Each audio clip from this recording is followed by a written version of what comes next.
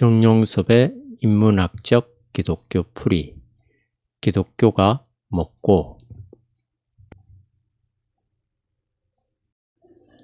제38강 기독교 윤리에 대해. 안녕하세요. 오늘 공부는 기독교 윤리입니다. 제 강의 안의 제목은 기독교의 윤리적 지평이라고 되어 있을 겁니다. 그냥 기독교의 윤리 혹은 기독교 신앙과 윤리라고 하면 되지 왜 지평이라는 단어를 썼을까 하고 조금 이상하게 생각할 분도 있을 겁니다. 학자연 하는 사람들은 쉬운 말을 어렵게 만드는 못된 습관이 있는데요.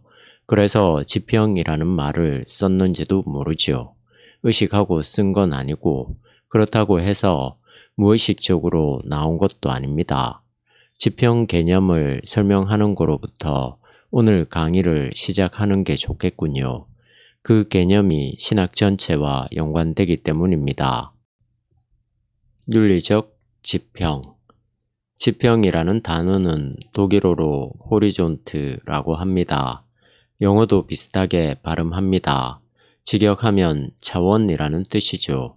호리존트라는 단어를 일상적인 말로 바꾸기가 쉽지 않아요. 세계라는 단어가 더 어울릴 것 같네요. 어떤 세계가 있다는 거예요. 음악에도 세계가 있고 미술에도 세계가 있고요. 영화에도 세계가 있고 시에도 세계가 있고 다 세계가 있습니다. 바둑에도 세계가 있는 것 아세요? 조폭들에게도 나름대로의 세계가 있을 겁니다. 어떤 것이 있는 거예요. 이것은 굳어져 있는 게 아니라 늘 움직입니다.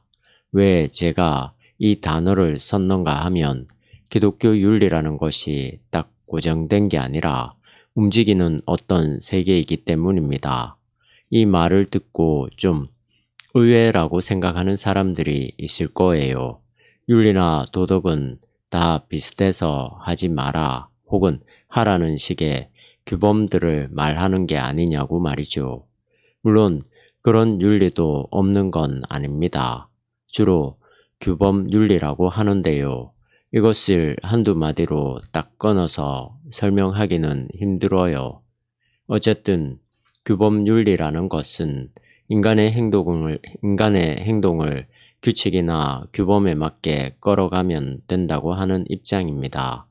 이 규범 윤리는 역사적으로 아주 오래되었어요.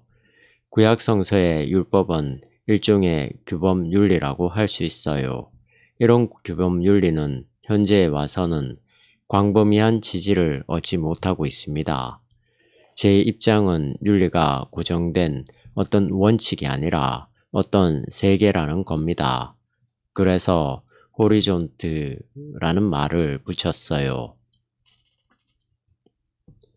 윤리는 기독교 신앙과 맞물려 돌아가는 겁니다.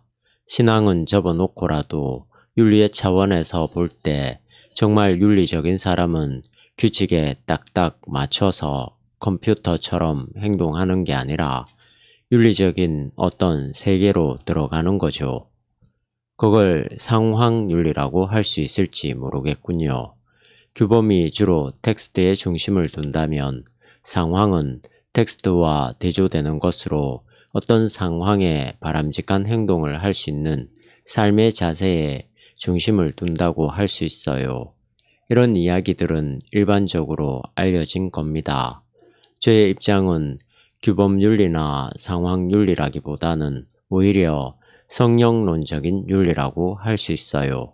훨씬 더 역동적인 방향을 의미합니다. 혹시 강의를 듣는 사람들 중에 신학생들이 있다면 용어들을 빨리 익혀서 이해를 했으면 합니다. 용어도 다 세계가 있거든요. 성령, 하나님, 칭의, 종말 같은 용어에도 다 세계가 있고 다 연관되는 문제예요. 딱 고정된 게 아니라 호리존트, 지평인 거죠. 계속 움직입니다. 사실 제가 이런 말을 하지 않더라도 아마 세상을 정직하게 들여다보는 사람이라면 열린 마음으로 세상을 바라보는 사람이라면, 그런 것에 집중하는 사람이라면 이미 눈치채고 있을 겁니다.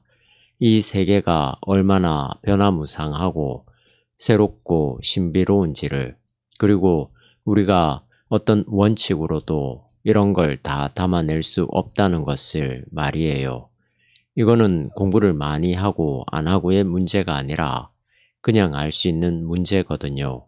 학문이라는 것은 이런 것들을 좀 더 합리적이고 논리적으로 설명하는 것에 불과합니다. 사실은 삶에 다 들어 있어요. 그 안으로 한 발 한 발 들어가는 게 중요합니다. 우리가 공부를 한다고 하는 것은, 그리고 학위를 딴다고 하는 것은 기본적으로 그런 과정을 통해서 그 세계를 조금 맛본다는 것인데, 꼭 그렇게 하지 않아도 알 수 있어요. 신학 공부를 정식으로 하지 않아도 신학의 깊이로 들어갈 수 있습니다. 그것은 기본적으로 하나님과의 관계니까요.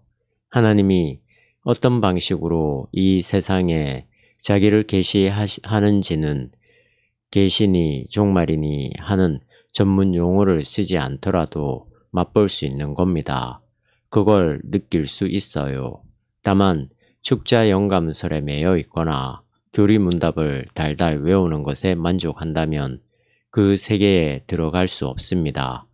열리지가 않아요. 성령론적 윤리를 언급하면서 제가 신학생들에게 한마디 하고 싶어서 한 겁니다. 그렇다면 윤리적인 인간이 된다고 하는 것은 무엇일까요? 우리의 생명을 이끌어가는 성령과 교제함으로써, 즉 성령의 말걸음에 대해서 우리가 마땅한 대답을 할 줄 아는 훈련을 통해서 우리의 행동이 그 생명과 진리의 영인 성령 쪽으로 나가는 능력을 확보하는 겁니다. 그런데 그것은 딱 정해져 있는 게 아니에요. 요즘 촛불 집회가 많이 열리고 있는데요. 거기에 나가야 하는가 말아야 하는가는 딱 결정되어 있는 게 아닙니다. 그것은 자기가 판단해야 해요. 나가는 사람이 윤리적이거나 나가지 않는 사람이 비윤리적이라고 할 수 없는 겁니다. 반대로 나가지 않는 게 무조건 좋은 것도 아니고 나간다고 해서 나쁘다고 말할 수도 없어요. 그럼 좋고 나쁜 것은 아무것도 없고 자기 멋대로 하라는 건가요? 그런 뜻은 아닙니다. 우리가 자기 상황에 따라서 그런 문제를 판단할 수 있게 된다고 하는 거죠. 그게 성령론적 윤리입니다.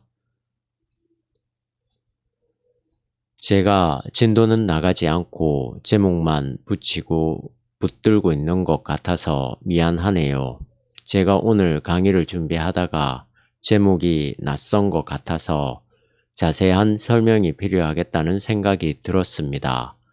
윤리는 사람들을 착하게 만들거나 사람들이 일률적인 행동을 하도록 만들거나 학칙에 맞도록 살게 한다거나 사회의 풍속들, 상강오륜, 도덕 규범을 잘 따르게 하는데 목적이 있는 게 아니라 자기에게 다가오는 삶 앞에서 생명지향적으로 바르게 행동하고 판단할 수 있는 능력을 키우는데 목적이 있습니다. 우리는 보통 신앙이 좋으면 윤리적으로 살 수 있다는 말을 하기도 하고요. 어떤 때는 저 사람은 신앙은 좋은데 행동이 개차반이야 하는 말도 합니다. 이런 말들은 신앙과 윤리가 상당히 밀접하게 연관되어 있음을 우리가 전제하는 거예요. 우리는 과연 정말 그런가를 질문해야 합니다. 예수를 믿는 사람들이 여러 가지 면에서 모범적으로 살아서 사회로부터 인정을 받는다면 여러모로 좋지 않겠습니까? 그런 것을 전제로 하는 이야기인데 이것을 조금 더 진솔하게 이야기해 보자는 겁니다. 신앙이 좋으면 정말 윤리적으로 괜찮은 사람들이 되나요? 저는 별로 그런 것 같지 않더라고요. 한국의 기독교 신자들이 믿지 않는 사람들에 비해서 조금이라도 나은 게 없다는 사실을 저도 불편하게 생각합니다. 예수 믿는 사람들이 괜찮은 윤리적 기준을 세우고 살 수 있다면 얼마나 좋겠어요.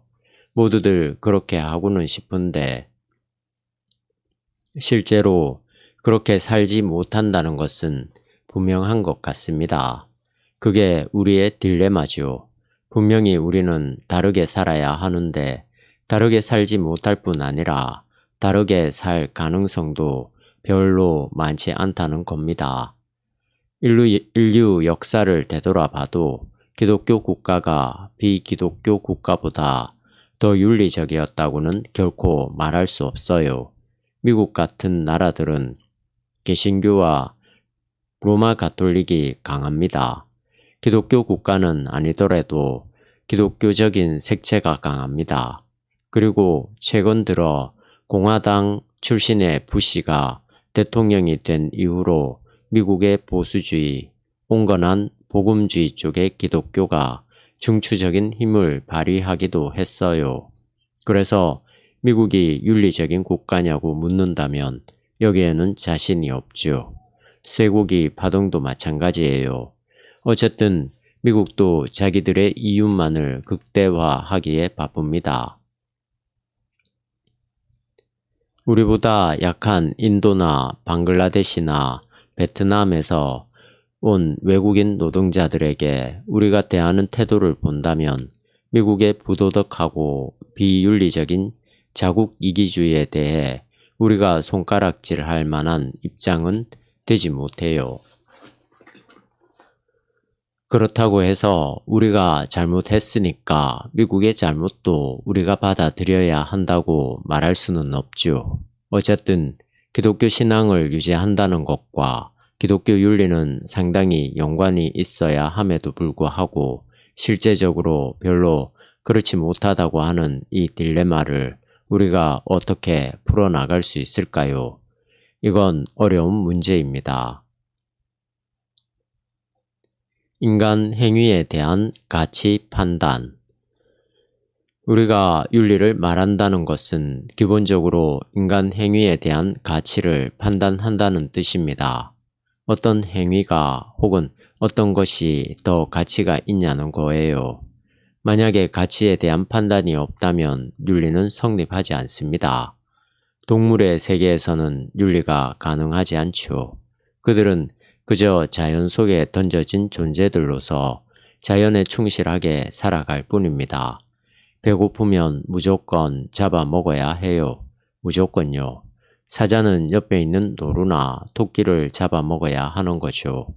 노루가 지금 임신 중이라고 해도 아무 상관이 없어요.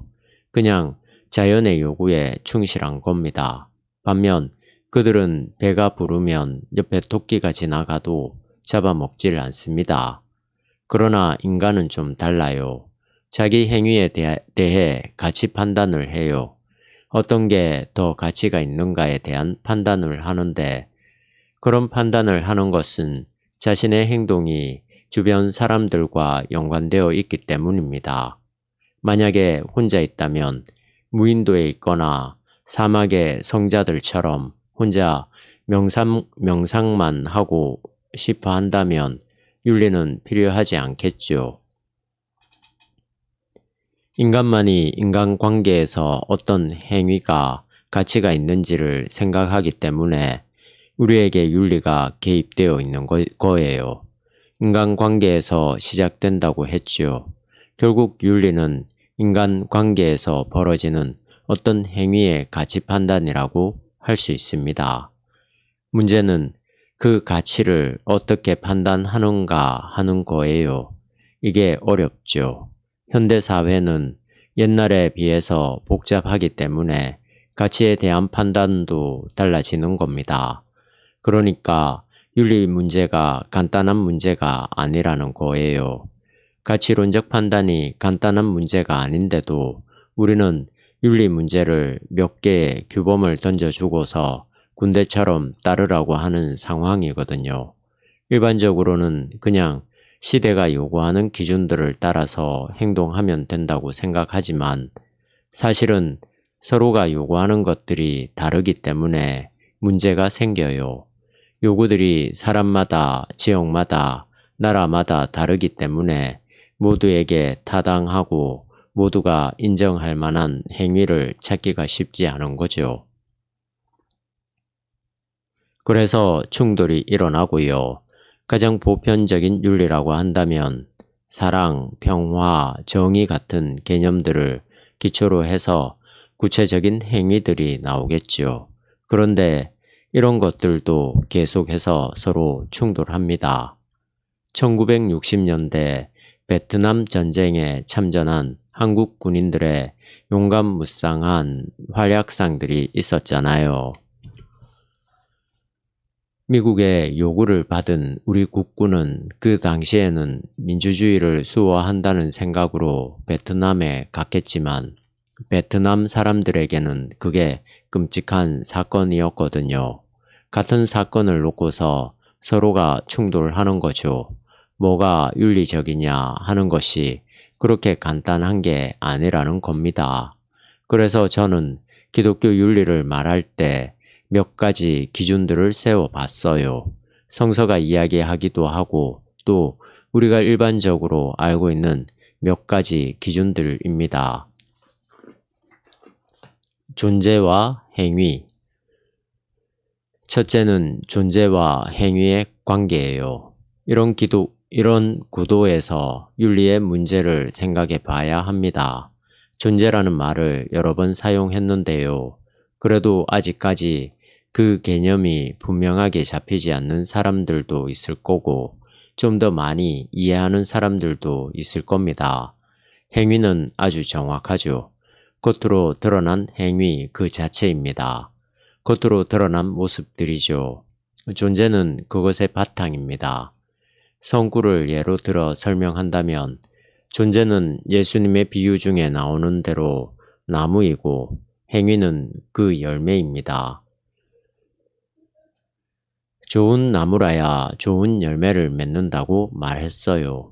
이게 좋은 나무인지 아닌지는 열매를 봐야 한다는 거예요. 나무와 열매, 이 두 개는 분명히 다른 겁니다. 다르긴 하지만 깊숙이 연결되어 있어요. 예수 믿는 사람은 그 존재가 새로워져야 거기에서 나오는 열매가 다르다는 말입니다. 너무 진부한 이야기죠. 잘 아는 이야기인데 강의 안에 나오는 예수님의 한 비유를 설명하는 게 좋겠군요. 바리새인들은 굉장히 윤리적이고 종교적인 사람들이었어요. 종교적이라는 것은 아주 좋은 사람들이라는 뜻입니다. 신앙도 좋고 행동도 아주 좋았죠. 이 행동에는 종교적인 행동, 사회적인 행동이 다 포함됩니다. 당시에는 세속적인 삶과 종교적인 삶이 구분되지 않았으니까요. 그런데 가장 윤리적인 사람들이었다는 이 바리새인들과 예수님이 사사건건 충돌을 합니다. 물론 복음서는 그걸 조금 과장하기는 했지만 기본적으로 바리새인들의 눈에 예수님이 탐탁지 않게 보였을 가능성은 아주 높아요. 이 바리새인들은 누가복음 18장 11에서 12절에 보면 이렇게 기도합니다. 하나님이여, 나는 다른 사람들 곧 토색, 불의, 간음을 하는 자들과 같지 아니하고 이 세리와도 같지 아니함을 감사하나이다. 나는 일해에 2번씩 금식하고 또 소득의 11조를 드리나이다. 가장 모범적이고 경건한 사람들이었죠. 반대로 세리는 전혀 그렇지 못한 죄인이었어요. 그런데 오히려 세리의 기도가 하나님께 받아들여졌다고 합니다. 이건 참 어려운 문제예요. 바리새인들이 있고 죄인들이 있습니다. 바리새인들은 정말 하나님께 감사해서 기도 내용에 나온 것처럼 그럴듯하게 살았어요. 이 죄인들은 정말 나쁘게 살았고요. 파렴치한 사람들이었습니다. 그런데 하나님이 왜 죄인의 기도를 들으셨다고 얘기했을까요? 답은 여러분이 알 거라고, 잘 알 거라고 생각합니다.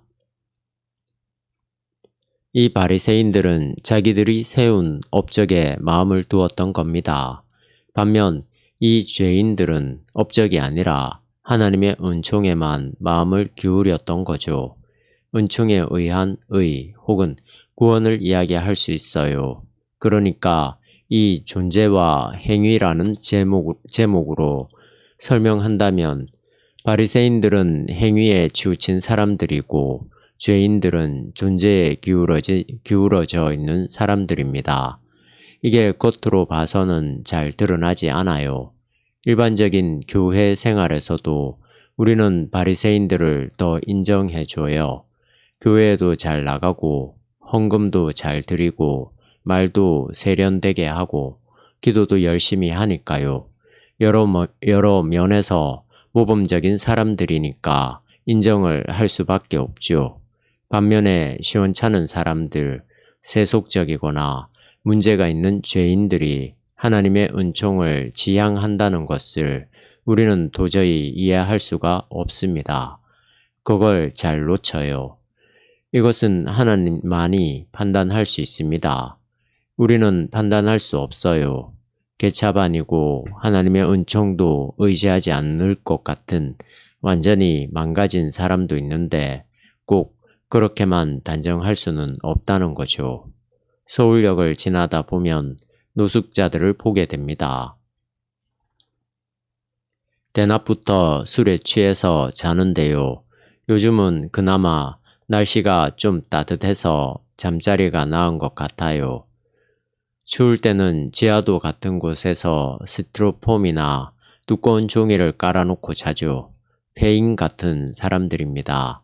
그런 알코올 중독자나 폐인처럼 보이는 사람들이 은총 지향적일 가능성이 아주 높아요. 반면에 찬송가와 성경을 끼고 교회에 나와 예배도 잘 드리고 헌금도 잘 하면서 내가 이렇게 변화되어 새로운 사람이 되었음에 감사하며 실질적으로 모범적인 행동을 많이 하는 우리 같은 기독교인들은 바리새인일 가능성이 아주 높습니다. 저를 향해서도 하는 말이에요. 제가 나름대로 이룬 것이 있거든요. 좋은 책을 쓰거나 설교 비평을 해서 한국 교회를 새롭게 했다는 것 등이 남아 있어요. 나를 나타내는 것에 기울어지는 거죠. 그러나 정말 아무것도 없는 상태, 자기가 이룬 게 아무것도 없는 상태에 있을 때 사람은 다른 것을 기대하게 되거든요. 그 다른 게 하나님의 은총이지요. 그게 구체적으로 예수 그리스도인가 아닌가는 여기서 그렇게 중요하지 않습니다. 결국 우리는 존재지향적이어야 하고 여기에서 마땅한 열매가 나와야 해요. 바리새인 같은 열매 말고요. 그런데 그 열매를 판단하기가 힘듭니다. 그걸 누가 판단하겠어요? 그건 우리 스스로도 판단하지 못할 정도로 미묘합니다. 우리는 자기 세뇌가 가능한 존재들이어서 고상하고 겸손한 마음을 가지고 있으면서도 그 밑바닥에 교만한 자기의가 자리하고 있거든요. 그게 가능해요. 그걸 우리 스스로도 판단하지 못할 정도예요. 난 이만하면 됐다. 참 겸손하다. 마음을 비웠다는 식으로 생각해요. 죄인처럼 주님 앞에서는 오직 은총만 기대한다고 말을 하면서 자기 스스로도 정말 그렇다고 믿고 있지만 무의식 속에서는 그와는 전혀 다르게 작동하는 겁니다. 그게 어려워요. 여기서 제가 말하고 싶은 것은 우리가 그런 사람들이기 때문에 우리가 끊임없이 주님의 용서를 빌어야 하고 우리 자신의 행동과 생각을 신학적 근거에 비춰보는 반성이 필요하다는 거예요. 그런 반성이 없다면 우리는 순식간에 바리새인적인 소유의식에 빠져버릴 겁니다. 이런 것은 인격이 좋다고 해결되는 게 아니에요. 이 단락에 결론을 내렸으면 좋겠네요. 우리 존재의 변화는 믿음으로 가능합니다. 예수님을 믿고 새로운 피조물이 된다는 것은 존재가 새로워진다는 거예요. 이것을 믿음과 행위의 문제로 설명한다면 믿음은 행위를 규정하고 행위는 믿음을 평가합니다. 다시 말해서 존재론적으로는 믿음이 우선하고 인식론적으로는 행위가 앞선다고 할 수 있어요. 믿음이 우선인가 행위가 우선인가의 문제가 아니라 둘이 서로 결탁되어 있다는 거죠. 그러니까 우리의 믿음은 우리의 행위의 존재론적 근거가 되는 겁니다. 그래서 믿음이 중요한 거예요. 올바르게 믿으면 당연히 그 근거에서 그 뿌리에서 그 나무에서 열매가 맺히기 마련입니다. 그 열매를 자꾸 지금 우리가 알고 있는 어떤 모양으로만 생각하지 마세요. 믿음은 우리의 행위가 나올 수 있는 존재론적 근거이고요. 행위는 우리의 믿음, 우리의 존재, 우리의 나무됨을 인식할 수 있는 통로입니다. 존재와 행위의 관계가 그렇습니다. 한국 교회에서는 이 두 차원, 존재와 인식이 극단으로 나뉘어져 있어요. 한쪽에서는 오직 믿음만 외치면서 의지를 비난합니다. 그리고 다른 한쪽에서는 오직 실천만 강조하다가 하나님과의 관계 상실에서 일종의 영적 에너지 부족증이 나타나고요. 민주화나 노동 현장에만 뛰어다니거나 사회 봉사에만 치중하다가 그 일이 조금 해결되면 무엇을 해야 할지 방향 감각을 잃는 것과 비슷합니다. 민중신학에서 그런 걸 볼 수 있는데요. 기독교가 사회 봉사나 민주화 운동도 가열차게 펼쳐나가야 하겠지만 시민단체들과는 구별돼야 하거든요. 우리의 행위가 하나님과의 존재론적 관계인 믿음에서 자연스럽게 나오는 것인지를 잘 살펴봐야 한다는 거예요. 그런데 그게 눈에 띄게 딱 떨어지지 않거든요. 그래서 제가 윤리를 지평이라고 말한 겁니다. 누가 하나님과의 존재론적인 믿음의 관계에 들어가 있는지, 무엇이 거기에서 나오는 참된 열매인지는 다른 사람이 판단하기 힘들고 자기 자신도 판단하기 힘든 성령만이 판단할 문제예요. 그런 면에서 우리는 늘 주님의 용서를 기다리는 마음으로 최선을 다해 정말 우리가 하나님과의 관계에 깊이 들어가 있는지를 살펴야 합니다.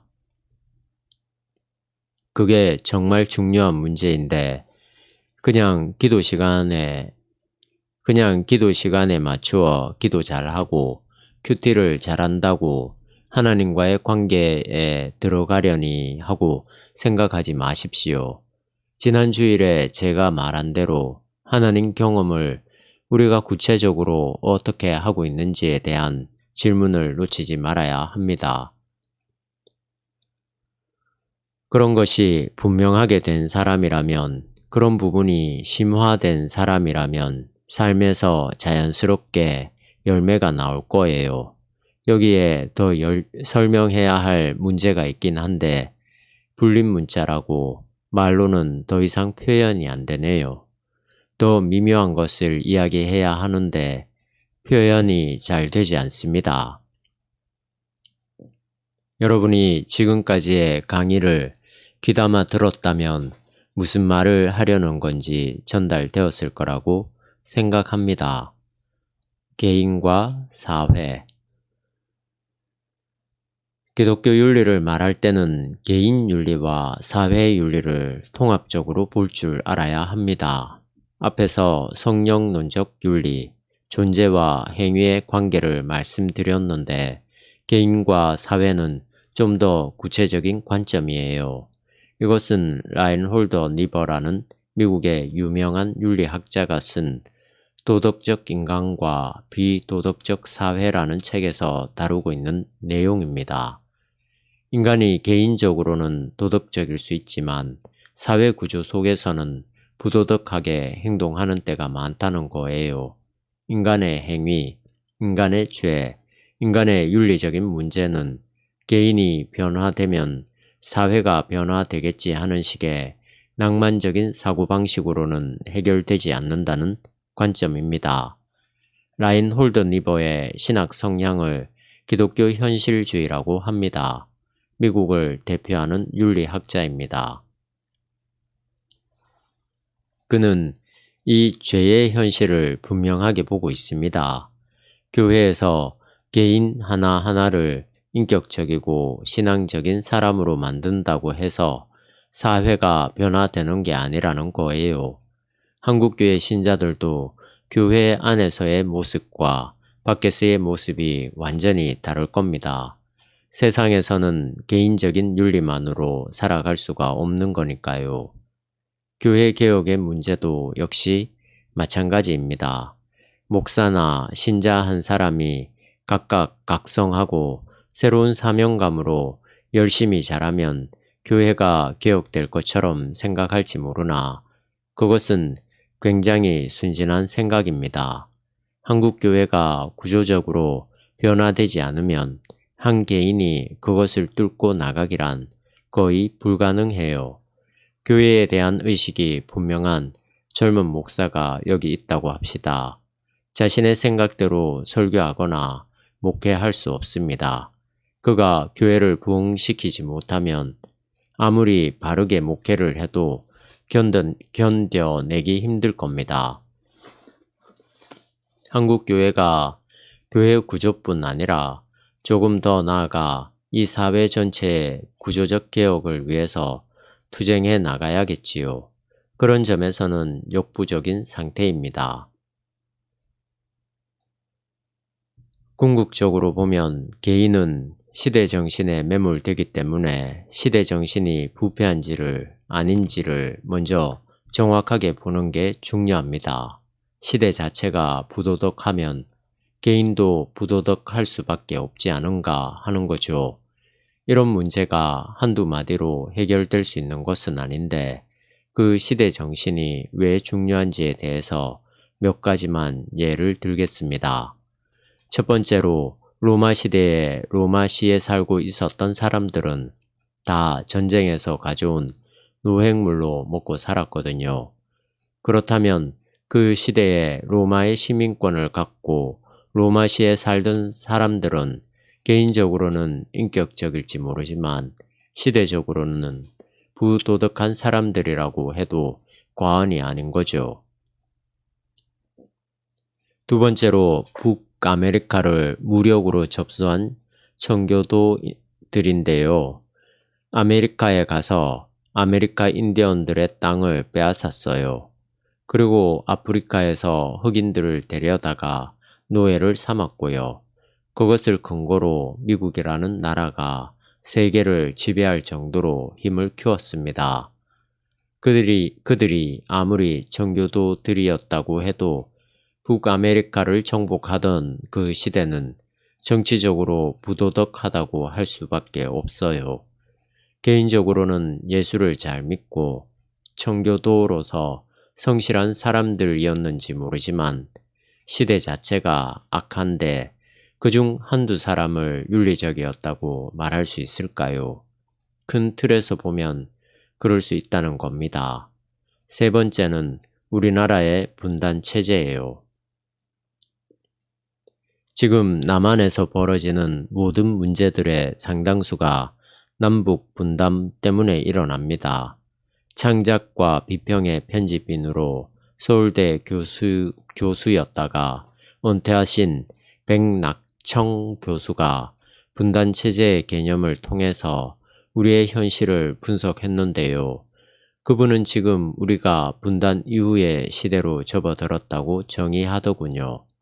우리가 높은 경제 성장을 이루고 세계에서 가장 앞선 대학 진학률을 보일 뿐 아니라 개개인들이 상당히 계몽된 시대를 살고 있으면서도 우리나라만큼 극단적인 보수주의자들이 활동하는 나라는 세계에서 찾아보기 힘듭니다.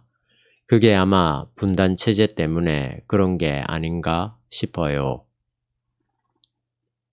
앞으로 200~300년 후에 우리 후손들이 이 시대를 돌아본다면 이 시대 속에서 살았던 우리에게서 도덕성을 찾아보기 힘들 겁니다. 북쪽에서는 숙청이 일어났고 우리 남쪽에서도 얼마나 많은 사람들을 이념적인 문제로 죽이고 쫓아내고 했습니까? 이런 것들이 다 분단체제에서 벌어진 부도덕한 행위들이거든요. 우리가 직접 나서지 않았다고 해도 우리는 그 시대 안에 더불어 살았기 때문에 직간접적으로 다 공범자라 할 수 있습니다. 네 번째는 오늘날의 신자유주의도 총체적인 부도덕성이 아닐까 하는 생각이 듭니다. 소유와 소비가 오늘 우리의 삶을 확인해주는 가장 크고 유일한 근거가 되어 버렸죠. 우리는 모두 이런 방식으로 삽니다. 모든 삶들을 거기에 집중시키고 있어요. 이런 시대 정신과는 전혀 다르게 살게 될 우리의 후손들은 이 시대를 살았던 우리를 어떻게 평가할까요? 아마도 전체적인 시대 정신의 부패로 인해서 모두 부도덕했다는 말을 듣지 않을까요? 여기서 제가 말하고 싶은 것은 기독교 윤리가 초등학생들에게 몇 시에 일어나서 어떻게 하라는 몇 가지의 규칙을 가르쳐서 모범생을 만드는 문제가 아니라 윤리적인 가치를 선택할 수 있도록 훈련시키는 작업이라는 거였습니다. 존재와 행위의 문제도 그렇고 개인과 사회의 문제에서도 그래요. 이게 복잡하게 연관되어 있기 때문에 어떤 한두 가지 규범들을 내세워서 이렇게 하면 도덕적이고 저렇게 하면 부도덕하다고 말하기가 힘들다는 겁니다. 자칫하면 도덕적인 훈계로 떨어지고 맙니다. 때로는 훈계도 필요해요. 그러나 훈계만 받던 사람들은 윤리학적으로 생각하지 못합니다. 한국 교회에는 윤리학이 없어요. 사실은 있다고 해도 규범 윤리만 차고 넘치죠. 뭐는 하고 뭐는 하지 말라는 방식의 신자들이 주눅 들어 있어요. 아주 적나라한 예로 술, 담배 문제가 있죠. 이걸 해야 하나 말아야 하나 하는 차원에 머물러 있는 것은 윤리 문제가 아니에요. 이런 것은 단순히 사는 방식의 훈련입니다. 잔소리를 듣고 훈련하는 것에 불과하니까요. 도덕주의 설교의 문제. 그래서 제가 설교 비평에서 여러 가지 근거들을 제시하면서 도덕적 설교의 문제를 짚었습니다. 도덕적 설교가 거의 잔소리였거든요. 제가 보기에는 그랬어요. 신자들은 그게 설교인 줄 아는 거죠. 장경동 목사님은 이혼 문제를 다루면서 참고 살아 하고 버럭 소리를 지르시더군요. 좀 우습지요. 이혼해야 될 경우에는 이혼해야 합니다.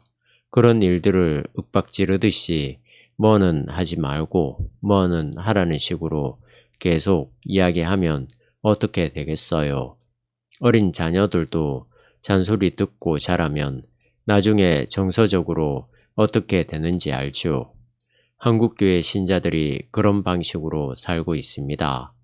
잔소리를 들으니까 다른 사람들을 볼 때도 그렇게 보는 거예요. 그것은 윤리가 아닙니다. 윤리는 어떤 구체적인 사안들을 해야 하는지 말아야 하는지를 규정하는 것이 아니라 그런 일들에 직면해서 판단할 수 있는 능력을 개발하는 거예요.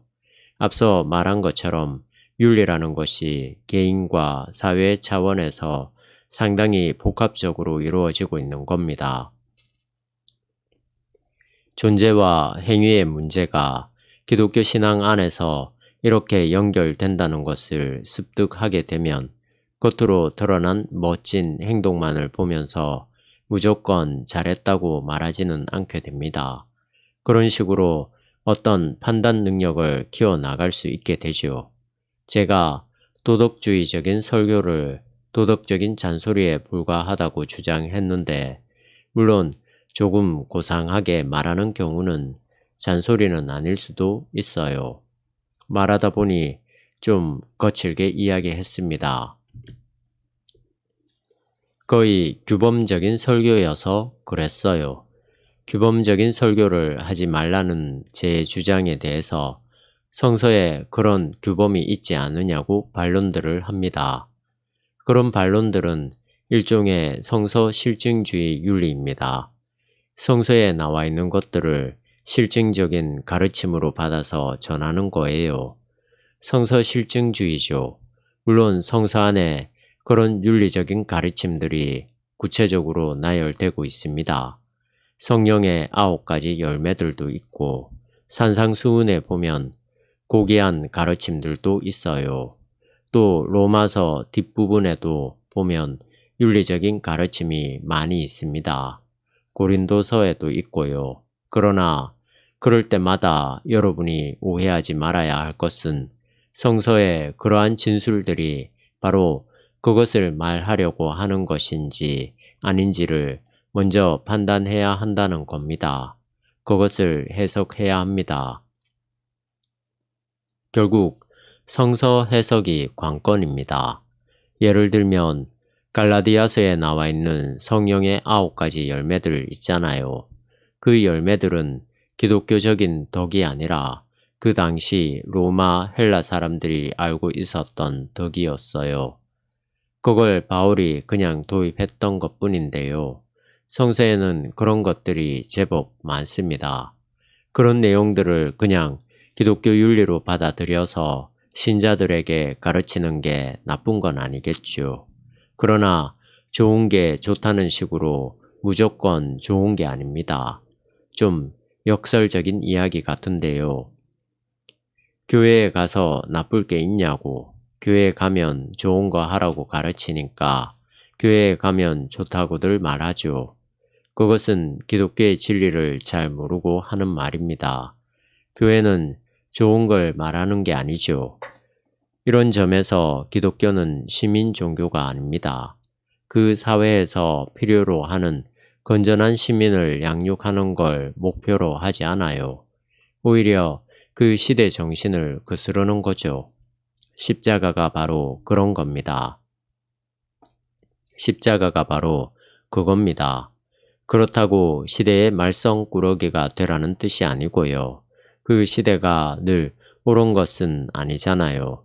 지금 신자유주의의 영향으로 영어 몰입 교육부터 시작해서 중고등 학생들이 늦은 밤 시간까지 수업을 하고 학원에 다니는데, 이런 삶들은 하나님의 형상으로 지음받은 우리의 모습을 파괴하는 거잖아요. 이런 시대 정신에 우리가 어떻게 항거할 수 있는가 하는 거죠. 자녀들이 학원에 다니고 공부 열심히 해서 명문 대학에 들어가게 되면 축하 예배를 드리기도 하던데요. 그런 기독교 신앙은 그 당시 습견들이었던 예수의 십자가와는 거리가 먼 일종의 시민 종교가 돼버린 거죠. 그러니까 성서에 나와 있다고 무조건 가르칠 게 아니라 왜 그것이 그 당시에 가치 있는 삶의 근거였는지를 아는 게 중요합니다. 그래야 오늘날에는 어떤 삶이 가치가 있는지를 알 수 있죠. 3,000년 전에 있었던 성서윤리를 그대로 공식처럼 우리에게 가져다가 적용하는 것은 기독교 윤리가 아닙니다. 성서가 우리의 윤리적 전범은 될 수 없어요. 왜 그런지는 제가 일일이 설명하지 않겠습니다. 정리해야겠습니다. 성서에 있는 것을 오늘 우리의 삶에 다 대입시킬 수는 없다고 했어요. 우리는 왜 성서 시대의 사람들이 그런 윤리 규범들을 가치 있게 생각했는지를 알아야 합니다. 그걸 배워야 해요. 오늘날의 문제는 오늘날의 시대적 정신에서 혹은 우리의 세계 이해 안에서 우리가 결정해야 되는 겁니다. 윤리 문제에 대해서 우리가 2주에 걸쳐 공부하게 되니까 이 문제는 다음 주에 이야기하겠습니다. 성 문제를 다룰 때 동성애에 대해서도 다시 한번 이야기할게요. 2000년 전에는 이것을 죄로, 정확하게 말해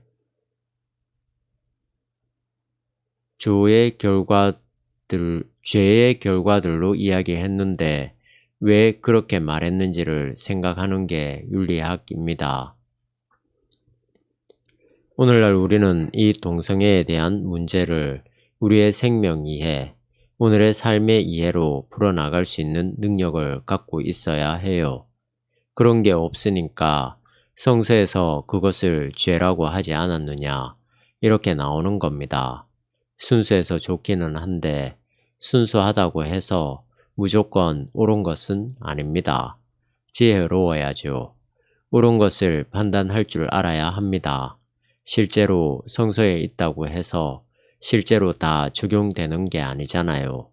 그렇다면 돼지고기도 먹지 말아야죠. 그 외에도 여러 가지 많은 문제들이 있습니다. 우리와는 전혀 맞지 않는 이야기들도 성서에 많이 있으니까요. 물론 맞는 이야기도 많고요. 그러나 우리는 성서 안에 있는 것들이 정말 그 당시 우리의 생명을 지켜낼 수 있는 중요한 규범들이었다는 것을 놓치지 말아야 합니다. 이런 것들이 계속 생각해야 할 문제들이에요. 중요하기도 하고 잘못하면 다 놓치기도 합니다. 다시 오늘 제목에 나와 있는 대로 지평이란 말을 꼭 외워두세요. 지평은 세계라는 겁니다. 오늘 강의를 들은 것 중에 이 개념만 이해해도 이 시간이 아깝지 않죠.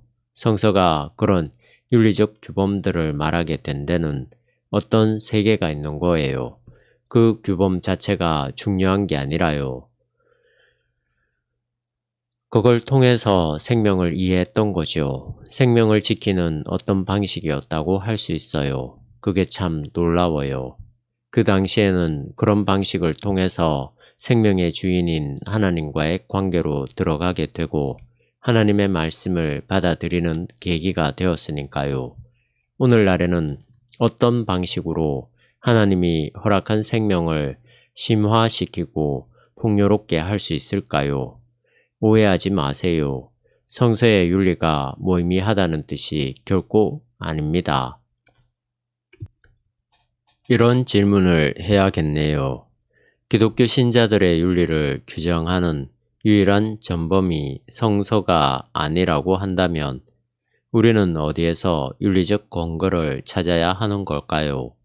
윤리적 규범은 없습니다. 그러나 그 규범에 이르는 길은 있어요.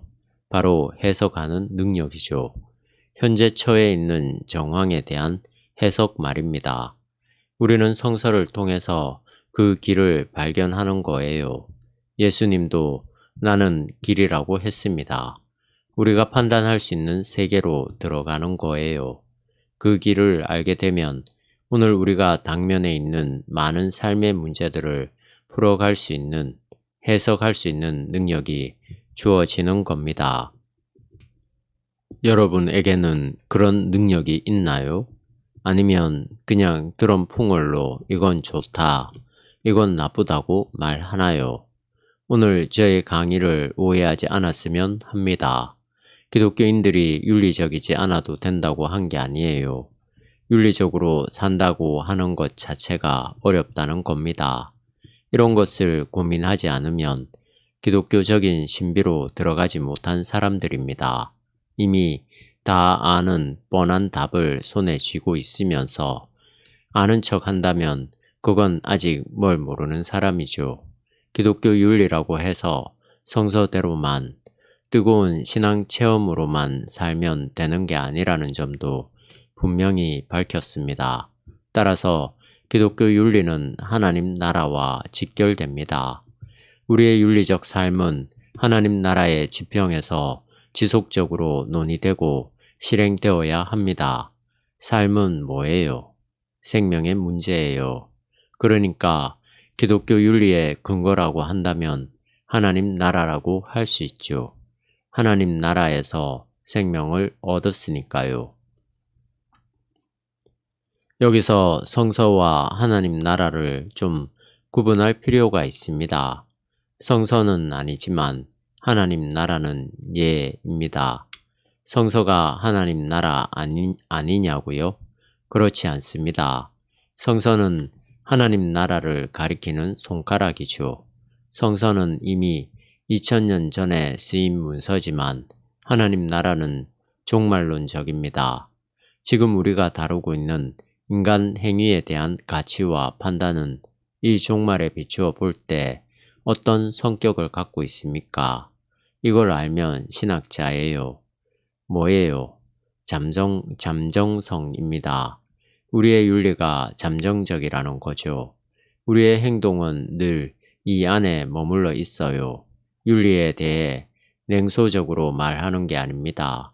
우리의 행위에서 우리가 최선의 것을 찾되 결정된 것은 없다는 거죠. 종말론적 하나님 나라를 향한 희망에 근거해서 오늘 이 현실의 삶에 우리가 참여하는 겁니다. 그 종말에서 오는 하나님 나라의 빛이 오늘 우리의 삶에 병행되도록 우리가 영성의 깊이로 들어가야 하는 거죠. 이게 좀 어려운 문제입니다. 오늘은 여기까지 할게요. 다음 주에는 이런 것들을 근거로 해서 실질적인 윤리 문제, 성윤리와 소유, 청빈 같은 문제들을 다뤄보겠습니다. 고맙습니다. 편히 주무세요.